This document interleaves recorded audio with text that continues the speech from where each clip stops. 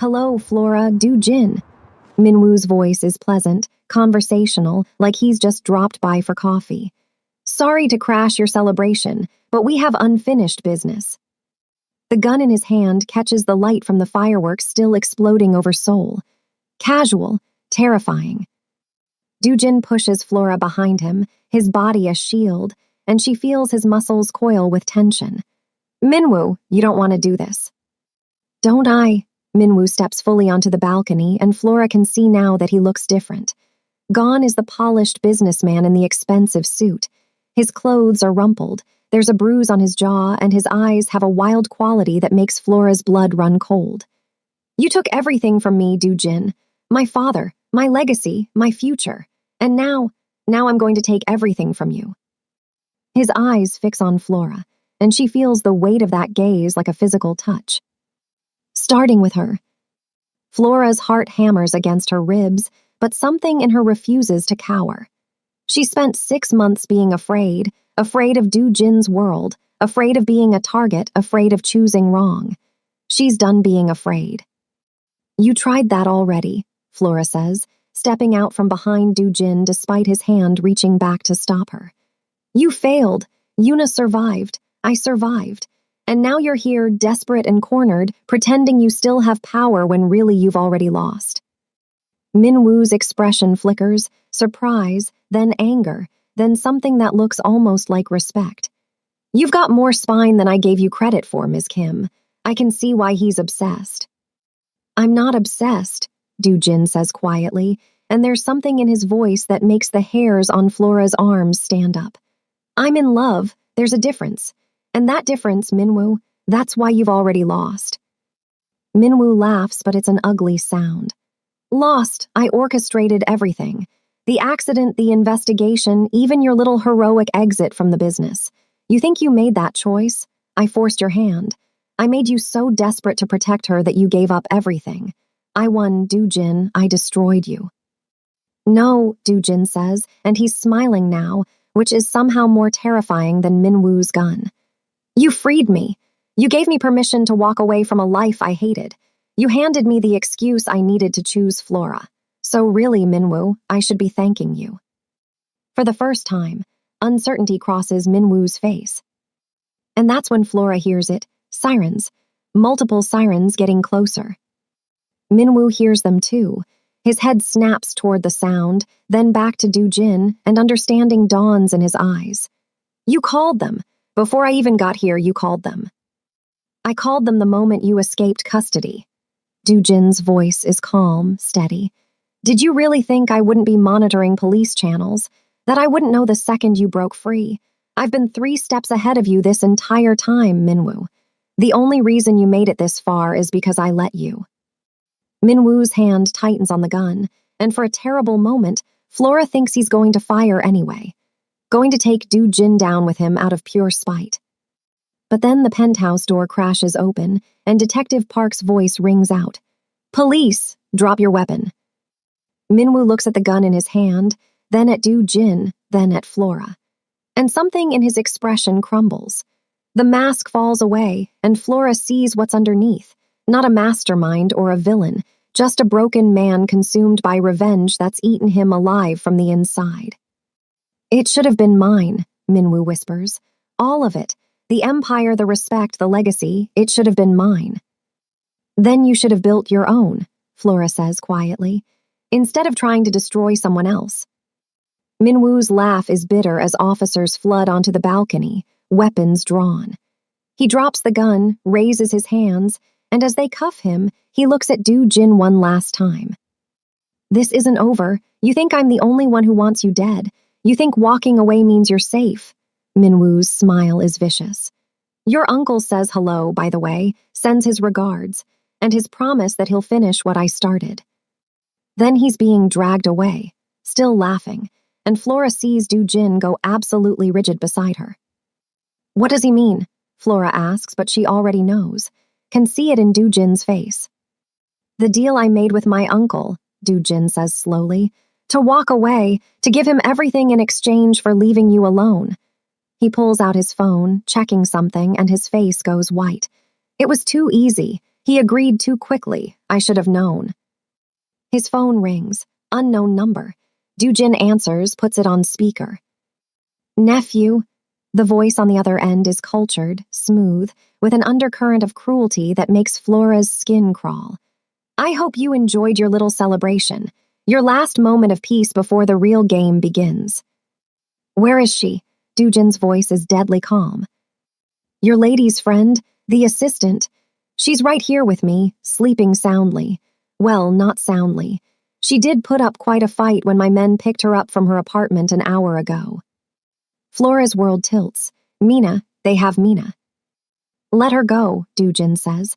Your deal was with me. She has nothing to do with this. Everything has to do with this. You wanted out, nephew. Fine, you're out, but you don't get to walk away clean. You don't get to play house with your pretty planner and pretend the last 20 years didn't happen. The voice hardens. You owe me a debt, your father's debt, the debt he should have paid with his life. Flora sees Do-jin's hand clench around the phone. What debt? What are you talking about? You really don't know. Uncle's laugh is cruel. Of course you don't. Your father made sure of that, made sure you'd worship his memory, never question his choices. But the truth, Do-jin, is that your father stole from me. Stole money, territory, respect. And when I confronted him, he threatened to expose my dealings to the police, to destroy me. Flora feels Do-jin go very still beside her. So I killed him, Uncle continues conversationally. Made it look like a rival hit. Let you spend 20 years thinking you were avenging him by running his empire, when really, you were just protecting the legacy of a thief and a coward. You're lying, but Do-jin's voice lacks conviction. Am I? Ask yourself why your father's death was never solved, why no one ever claimed responsibility, why I was so eager to help you take over, guide you, make sure you stayed in the life. Uncle's voice drops. Because keeping you in the game was my revenge. Watching you become everything your father pretended not to be. Watching you destroy yourself slowly, one bloody decision at a time. Flora reaches for Do-jin's hand, and he grips it like a lifeline. But then you tried to leave, Uncle continues. Tried to walk away, and I realized you're not suffering enough. Not yet. So here's the new deal, nephew. You come to me, alone, tonight. And maybe I'll let the girl live. Or you stay away, try to involve the police, and I'll mail her back to you in pieces. Where? Do-jin's voice is hollow. You know where it all began, where your father took his last breath. Uncle pauses. You have 2 hours, don't be late. The line goes dead. Flora and Do-jin stand on the balcony as police officers move around them. As Detective Park asks questions neither of them answers. All Flora can think about is Mina. Sweet, loyal Mina who'd only gotten mixed up in this because of Flora. Mina who'd been through hell with her ex, who'd finally felt safe, who'd been sleeping on Flora's couch just last week. I'm coming with you, Flora says. Absolutely not. Do-jin's response is immediate. Flora, you heard him, he wants me. This is between. Stop. Flora turns to face him fully. Stop trying to protect me by pushing me away. Stop deciding what I can handle. We're in this together now, remember? You said you were choosing me. That means you don't get to shut me out the moment things get dangerous. This isn't dangerous, Flora. This is suicide. My uncle doesn't make empty threats, if I bring you. Then we're smarter than him. Then we find a way. Flora grabs both his hands. Do-jin, Mina is my best friend, the only family I have in the city. If something happens to her because of me, because of us, I won't survive that. So either we go together or I go alone. Your choice. Do-jin stares at her for a long moment, and Flora sees the war playing out behind his eyes. The instinct to protect versus the promise to treat her as an equal. The old Do-jin versus the new one he's trying to become. Together, he finally says, but you do exactly what I say, and if I tell you to run. I'll run, I promise. It's a lie, and they both know it, but Do-jin nods anyway. Detective Park tries to stop them. Mr. Park, I can't let you walk into a hostage situation. Let us handle this. By the time you get jurisdiction, coordinate with SWAT, draw up a plan, Mina will be dead. Do-jin's voice is flat. You know how these things work, detective. You know that in situations like this, the first few hours are critical. I'm not waiting.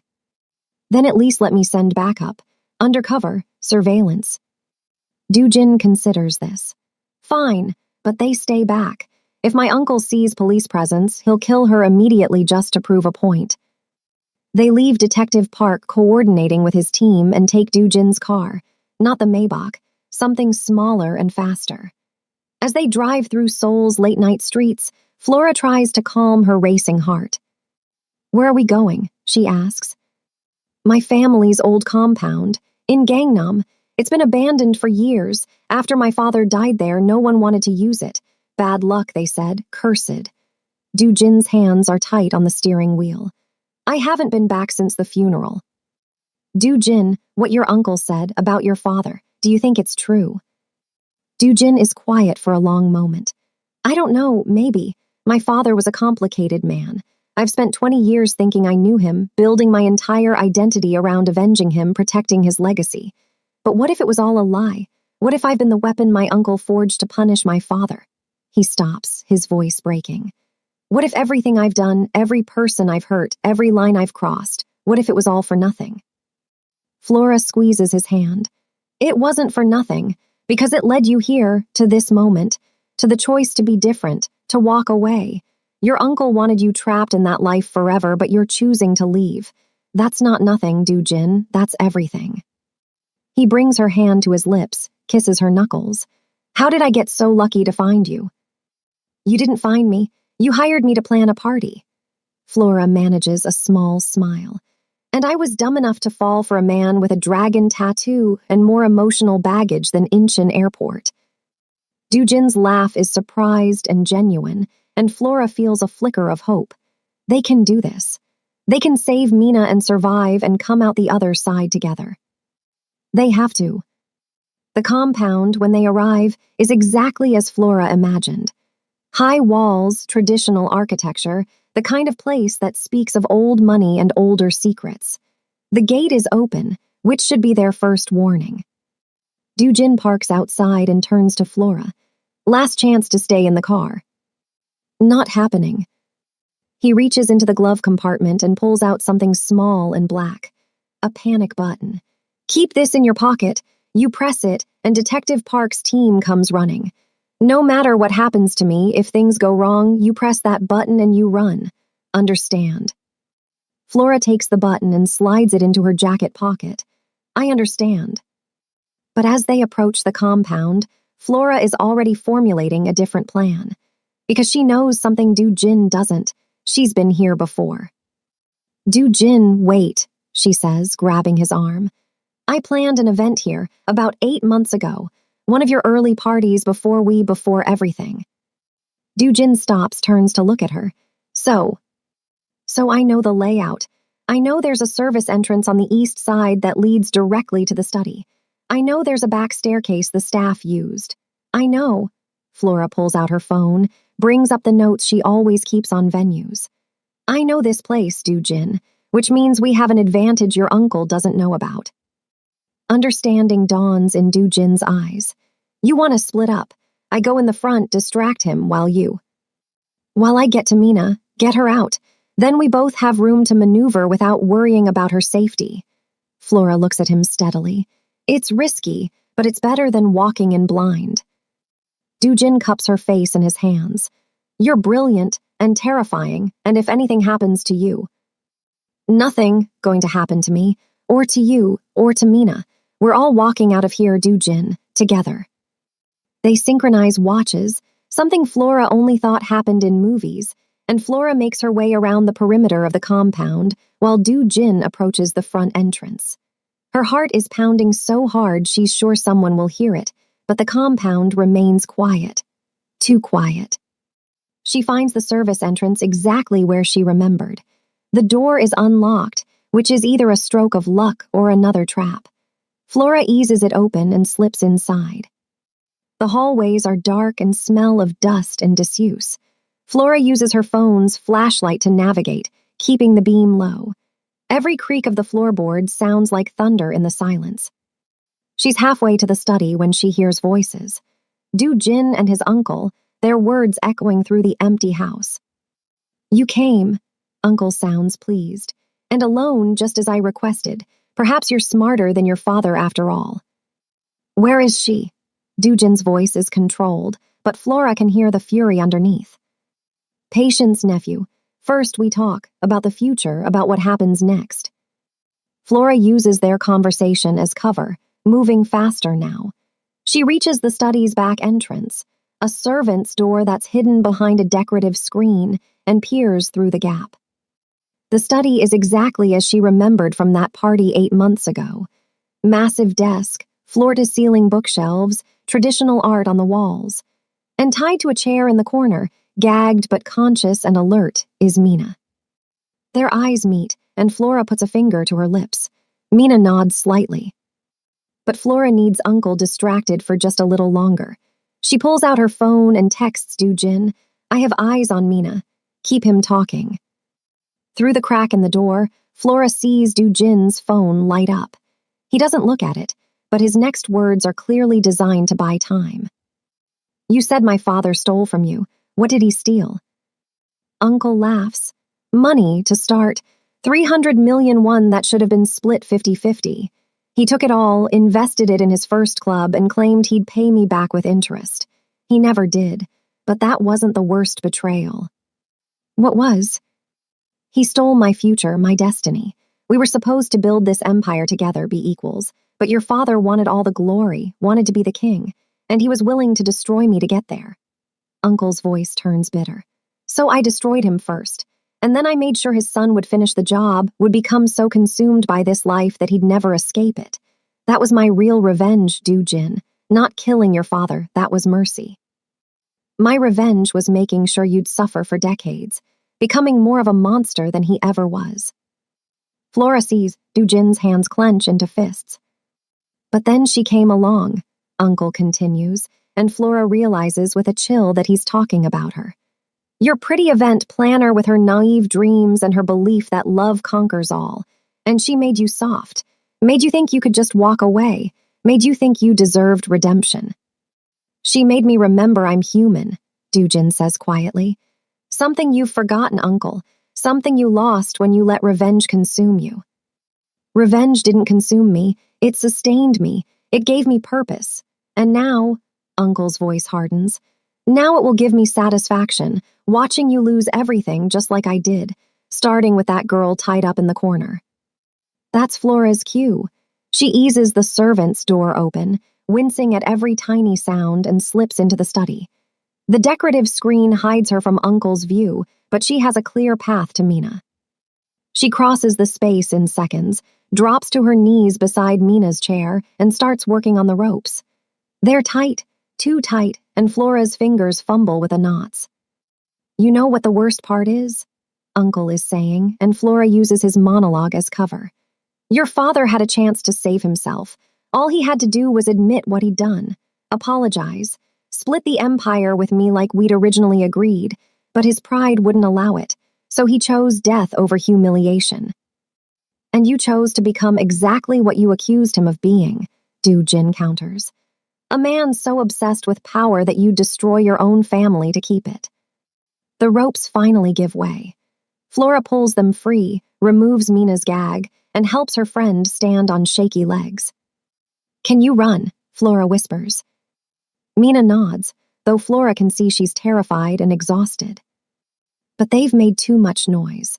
Uncle spins around, and for one terrible moment, he stares directly at Flora and Mina.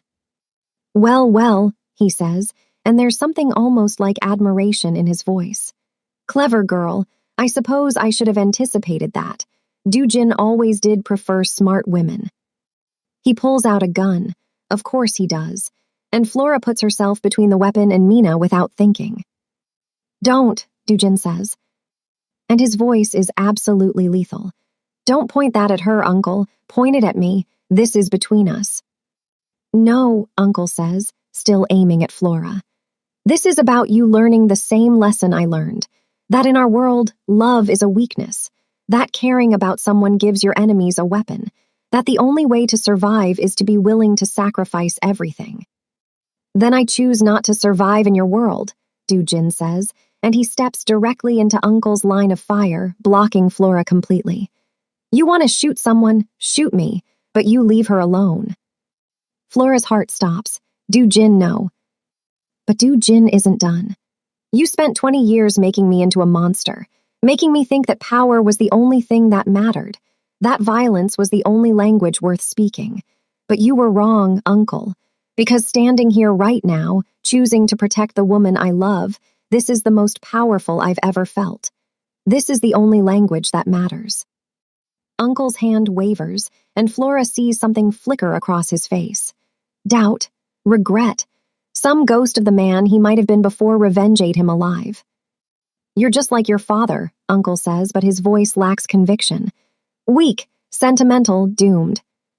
No, Du-jin says. I'm better than my father, because I learned from his mistakes.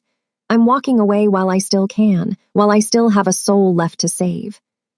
And then everything happens at once. Uncle's finger tightens on the trigger.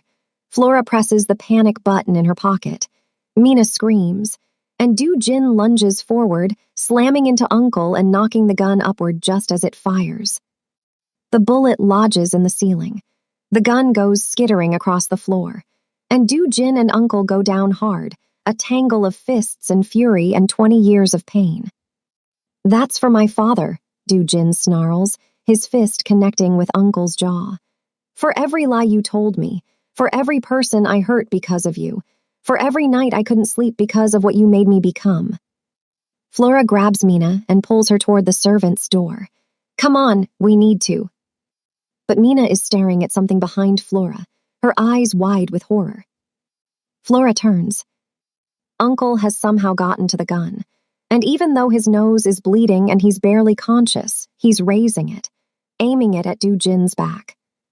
Flora doesn't think, just moves. She throws herself forward, knocking into Du-jin just as the gun fires. They hit the ground together, and Flora feels a burning pain in her shoulder that tells her the bullet found a target after all. Then the room explodes with police. Detective Park and his team pour through every entrance, weapons drawn, shouting commands. Uncle drops the gun and raises his hands, and Flora realizes with dizzy relief that it's over. Finally over. Flora, Du-jin's hands are on her face, her shoulders, checking for damage. Flora, talk to me. Where are you hit? Shoulder, Flora manages. It's okay, I'm okay. But she's not okay. The room is spinning, and Du-jin's face is going in and out of focus, and there's blood, so much blood, and Flora thinks maybe she miscalculated. Stay with me, Du-jin is saying, and his voice is breaking. Stay with me, Flora. You don't get to save me and then leave. You don't get to. But Flora is already falling, the world going gray at the edges, and the last thing she sees before everything goes dark is Du-jin's face above her, tears streaming down his cheeks, his lips forming words she can't quite hear. Flora wakes up to white. White walls, white ceiling, white sheets, the sterile smell of hospital and the steady beep of monitors. She's alive. Her shoulder hurts like hell, but she's alive. Hey, Du-jin's voice rough with exhaustion. Welcome back. Flora turns her head, slowly, because everything hurts, and finds Du-jin sitting in a chair beside her bed. He looks terrible. Unshaven, clothes rumpled, dark circles under his eyes like he hasn't slept in days. How long? Flora's voice comes out as a croak. 2 days, the bullet nicked an artery. You lost a lot of blood. They had to. His voice breaks. They weren't sure you'd make it, Flora. For 6 hours, they weren't sure. But I did. Flora manages a small smile. I'm harder to kill than your uncle thought. Don't. Du-jin leans forward, takes her hand carefully. Don't joke about it. Do you have any idea what it was like watching you go down, seeing you bleed, thinking I'd lost you because you threw yourself in front of a bullet meant for me? I'd do it again, Flora says simply, in a heartbeat. I know, that's what terrifies me. Du-jin brings her hand to his lips. You're the bravest, most foolish, most incredible person I've ever met. What happened after everything went dark? Uncle is in custody. Multiple charges including attempted murder, conspiracy, kidnapping. Detective Park says he'll spend the rest of his life in prison. Do-jin's voice is hollow. Minwoo too. They're both gone, Flora. All the enemies, all the threats, gone. And Mina. Bruised but okay. She's been here every day, sitting with me, waiting for you to wake up. I sent her home an hour ago to get some rest. Yuna. Came by yesterday, brought flowers. Do-jin gestures to a massive bouquet on the windowsill. She said she's glad I found you. Glad I found someone who loves me enough to take a bullet for me. Flora squeezes his hand. I love you enough to do a lot more than that. I know, that's why. Do-jin takes a shaky breath. That's why I need to tell you something, about the future, about what happens next. Flora's heart sinks. If you're about to tell me you're going back to that life. No, God, no, the opposite. Do-jin pulls something out of his pocket. Papers, legal documents. While you were in surgery, while I was sitting in the waiting room thinking I might lose you, I made some decisions. I signed everything over. The clubs, the casinos, all of it. Liquidated everything and put the money into a foundation. A foundation. To help people get out of that world. Job training, counseling, education, legal support. Everything I wish someone had offered me 20 years ago. Do-jin's eyes are bright. I'm done, Flora, really done. No more ties to that life. No more debts. No more violence. Do-jin. And I know this doesn't erase what I've done. I know I can't undo the past, but I can try to build a better future. With you, if you still want me. Flora wants to laugh and cry at the same time. Do you really think taking a bullet changed how I feel about you? I knew who you were when I fell in love with you, Do-jin, all of you. The good, the bad, the complicated, and I'm not going anywhere. Do-jin's expression crumbles, and he buries his face in their joined hands. Flora feels his tears on her skin. I thought I'd lost you, he whispers. When you went down, when there was so much blood, I thought. But you didn't. I'm here, I'm okay. We're okay. They sit like that for a long time, just holding each other as much as Flora's injuries allow. And gradually, the world starts to right itself again. The days blur together after that. Flora's recovery is slow but steady. Mina visits daily, bringing gossip and laughter and carefully avoiding any mention of the kidnapping. Yuna comes by with her new boyfriend, a handsome doctor named Junho who makes her laugh in a way Flora never saw when she was pinning for Do-jin. Detective Park stops by to get Flora's official statement and to tell her that both Minwoo and Uncle have been formally charged. They're both trying to cut deals, he says, but the prosecutors aren't interested. They're going away for a long time, Ms. Kim. You're safe now. Safe, such a simple word, such an impossible concept for so long. But as the days pass and turn into weeks, as Flora heals and grows stronger, she starts to believe it might actually be true. 6 months pass.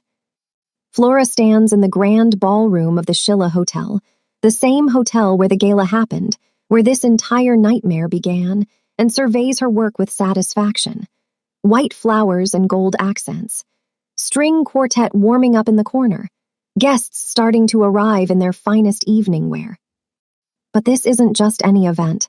This is the launch of the Park Foundation, Do-jin's organization dedicated to helping people exit organized crime. It's legitimate. It's good. It's everything he's been working toward. And Flora planned every detail. Her shoulder still aches sometimes, especially when it rains. A permanent reminder of the night everything changed. But Flora doesn't mind. The scar is proof she survived, proof she fought, proof she loved someone enough to take a bullet for them. Mina appears at her elbow, tablet in hand, looking healthy and happy. They're business partners now, equal owners of Ever After events. The company has tripled in size, taking on bigger clients, more ambitious projects. They're building something real together. Final headcount is 200, Mina reports. The mayor is here, so is that actress you like, and Mina grins. Yuna just arrived, with Junho. Flora looks across the ballroom and sees Yuna, glowing, radiant, clearly in love on the arm of her doctor boyfriend. When Yuna catches Flora's eye, she waves enthusiastically and starts making her way over. Flora, Yuna hugs her carefully, mindful of the shoulder. This is amazing. Everything is so beautiful. Thank you. Your boyfriend looks happy. He is, we both are. Yuna's smile is genuine, without any shadow of old pain. I'm so glad you and Jin made it. After everything that happened when I heard you'd been shot, her voice catches. I'm just glad you both made it. They chat for a few minutes, and Flora feels genuine happiness for Yuna. She's moved on. She's happy. The triangle that once felt so painful has resolved into something better. As Yuna and Junho mingle, Flora scans the room for Jin. She finds him near the entrance, talking to a young man who looks nervous. Jin is smiling, that real smile, the one that reaches his eyes. And as Flora watches, he claps the young man on the shoulder and points him toward the job fair section. Another person getting a second chance. Jin must feel her watching because he looks up, and his eyes lock on hers across the crowded ballroom. He excuses himself and crosses to her, and even now, even after everything, Flora's heart still skips. You did it again, Jin says, pulling her close. Another perfect event. We did it, Flora corrects. This is your foundation. Our second chance, Jin says. And then, before Flora can respond, he steps back and impossibly drops to one knee. The ballroom goes quiet. 200 people stop and turn to stare. Flora's heart stops. Flora Kim, Jin says, and his voice carries across the sudden silence. 6 months ago, you stood in a hospital waiting room and told me you couldn't be my secret anymore, that you needed to be chosen, publicly, completely. He pulls out a ring, simple, beautiful, perfect. So I'm choosing you, here, now, in front of everyone who matters. I'm choosing you as my partner, my equal, my future. I'm choosing the woman who's brave enough to love me and smart enough to save me and strong enough to take a bullet for me. Jin's voice cracks. Will you marry me, Flora? Will you choose me back? Flora is crying now, tears streaming down her face, and she doesn't care that 200 people are watching. Yes, Flora says, and her voice is strong and clear. Yes, Jin, I choose you. I'll always choose you. The ballroom erupts in applause as Jin slides the ring onto her finger and stands, pulling her into a kiss that makes Flora forget anyone else exists. When they finally break apart, breathless and grinning, Mina is sobbing happily, Yuna is cheering, and Detective Park, who somehow got invited, is shaking his head with a smile. You two are going to give me gray hair, he calls out. Too late, Jin calls back, and everyone laughs. The rest of the evening passes in a blur. Flora and Jin dance together while their friends celebrate. Mina takes approximately 1,000 photos. The string quartet plays their song, the one from the gala, The Night Everything Changed. And as midnight approaches, as Flora stands in Jin's arms on the same dance floor where she once danced with Minwoo, she thinks about how far they've come. From secrets to truth, from hiding to being seen, from surviving to living. What are you thinking? Jin murmurs against her hair. That we made it, Flora says. Against all odds, through everything, we made it. We did. Jin pulls back to look at her face. But Flora, I need you to know something. This life we're building, it won't always be easy. There will be days when my past comes back, when someone recognizes me, when the whispers start. Flora silences him with a kiss. I'm sure, because we're not running from your past anymore, we're facing it together, and that makes all the difference. Together, Jin agrees, always together. The clock strikes midnight, and Flora thinks about the chocolate brown dress that started all of this, about the command to take it off, about standing in a hospital waiting room feeling invisible, about choosing herself even when it hurt, about Jin choosing her back, about taking a bullet and surviving, about building something real from the ashes of everything that tried to destroy them. Some love stories are easy, some are safe, some follow the rules and stay in the light. But this love story, Flora and Jin's story, was forged in darkness, was tested by violence and fear and impossible choices, was built on honesty and sacrifice and the courage to keep choosing each other even when walking away would be easier. And that, Flora thinks as Jin spins her across the dance floor, as their friends cheer and their future stretches bright before them, is what makes it real. Not perfect, not safe, not easy, but real. And worth every terrifying, beautiful, impossible moment. The song ends. The night winds down. And as Flora and Jin leave the ballroom hand in hand, heading toward a future neither could have imagined a year ago, Flora looks back one last time. At the ballroom that witnessed their beginning and their triumph. At the friends who stood by them. At the life they almost lost and fought so hard to keep. Then she turns forward, toward Jin, toward tomorrow, toward everything still to come. And she doesn't look back again. Because the past is finally past. The darkness is finally behind them, and the only direction left to go is forward. Together. Always together.